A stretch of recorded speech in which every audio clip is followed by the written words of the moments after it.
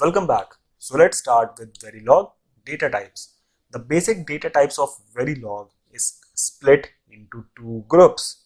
We have the net type and we have the variable type. So let's start with the net data type. Net data types are used to describe physical connections between different components and different modules which are present in our design. That is, they are used for modeling connections. In other words, we are just connecting different modules or different components together using the net data types. The net data type cannot hold or cannot store any value, and they are always driven by some module.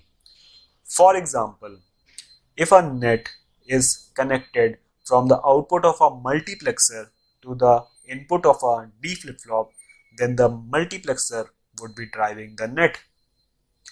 And we can illustrate the same through this circuit.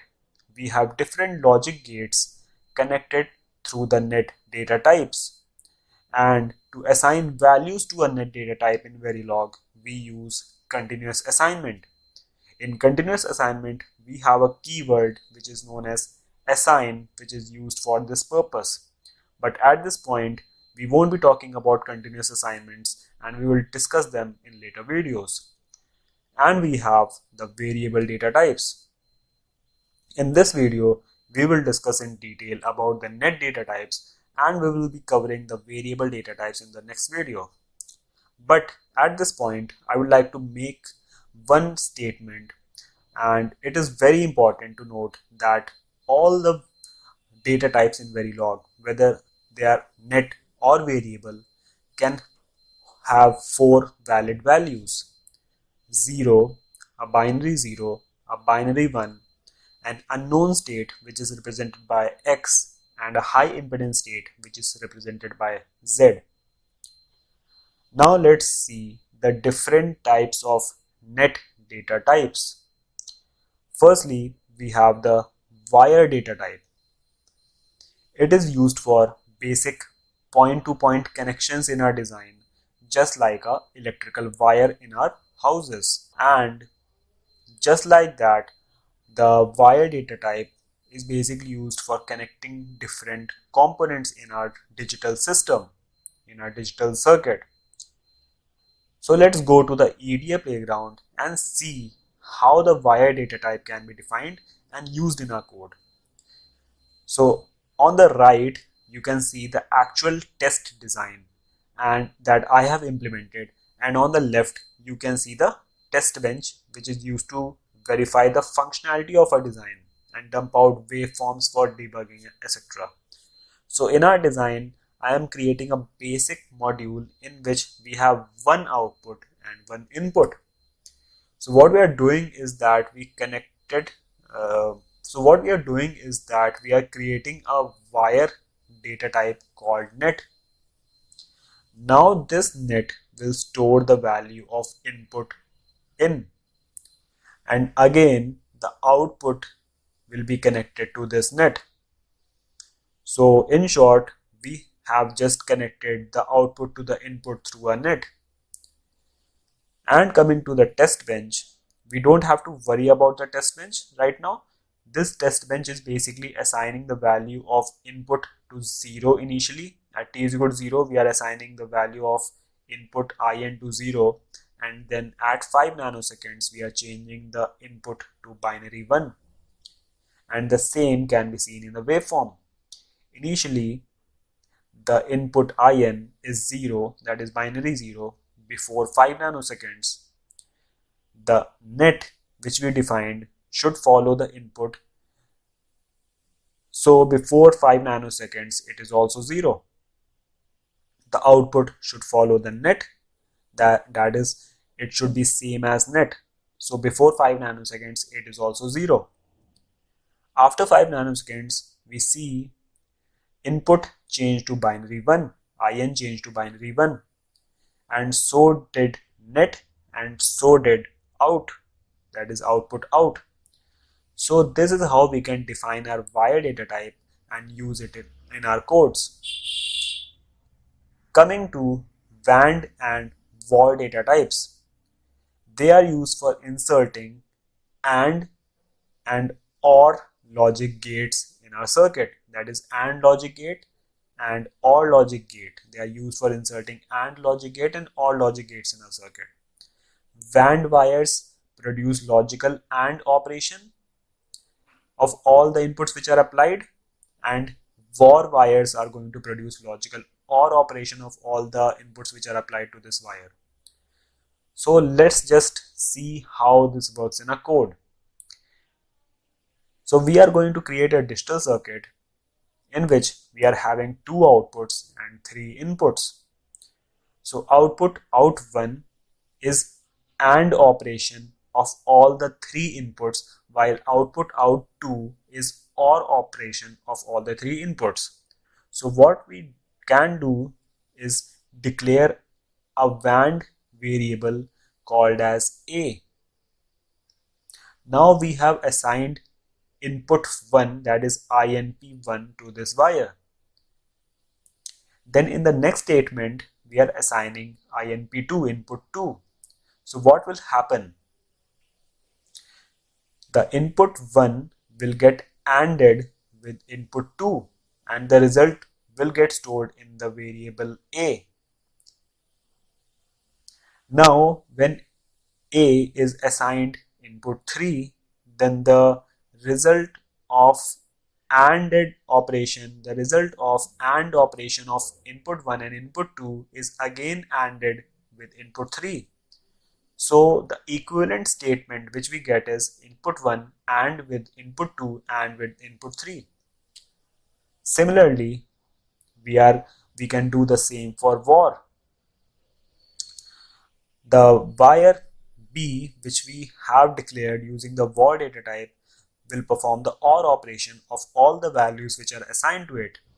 So firstly we assign the input 1 and then input 2 and then input 3, and equivalently we get the output as input 1 or input 2 or input 3. Again in the test bench, I have initialized input 1, input 2 and input 3 as 0 in the beginning. That is, at t is equal to 0, the input 1 is 0, input 2 is 0 and input 3 is 0, and then 5 nanoseconds later I have changed those values to input 1 as 1, input 2 as 0 and input 3 as 1. In the output waveforms, before 5 nanoseconds, we would be getting output 1 as 0. That is, output 1 is what? Output 1 is AND operation. And all the 3 inputs are 0, so we'll get output 1 as 0. And after 5 nanoseconds, since one of the inputs is still 0, then output will still be 0. And we are seeing the same. But for output 2, we see before 5 nanoseconds, output is 0 because all the inputs are 0. But after 5 nanoseconds, we have at least a single one which is present among all the inputs, input 1, input 2 and input 3. So we get the OR operation as 1. Now let's move on to try, AND and try OR data types. They are exactly the same as wire, WAND and VOR, except of the fact that they can take high impedance values. That is, they can take the value Z. Let's directly go to the code and understand their working. Here I am illustrating the try data type using a tri-state buffer, which is actually the ideal example. We know for a tri-state buffer, when enable is low, then output will be in the high impedance state, and when enable is high, then output will follow the input. So in our code, I have defined output as a try data type because it can take a high impedance value. It can take a high impedance state, right? Coming to the output waveform, we see that initially input IN and enable are binary 0. So output must be in the high impedance state because the enable input is 0. After 5 nanoseconds, we have changed the values to 1, both the values to 1, the input IN and the enable input to 1. So the output will follow the input, so output will also be equal to 1. Right. Now let's move on to the last type in the last classification in the net data type. We have the supply 0 and the supply 1 data type. The supply 0 data type is used to tie our signal to a ground, and supply 1 data type is used to tie our signal to the VDD, that is a high voltage. So again, we will just directly jump to the code in order to understand their working. In the code, we have defined a variable A which is tied to the ground, and a variable B which is tied to the VDD, that is high voltage. Now the output here in this code, in this test module, the output will be assigned depending upon the input. If input is binary 1, right, then if it is high, that is binary 1, then output will be A, that is binary 0. A is holding what? A is attached to what? Binary 0. So if input in is 1, then output will be assigned A, which is binary 0. And if input is 0, then output will be assigned B, and B is basically attached to VDD. So it will be having a high voltage and it will represent binary 1. It will be equal to binary 1. Let's see this, see the same in the waveform. When input is binary 0, then output will be B, that is binary 1. And when input is 1, then output will be A, that is binary 0. So we have covered the net data type.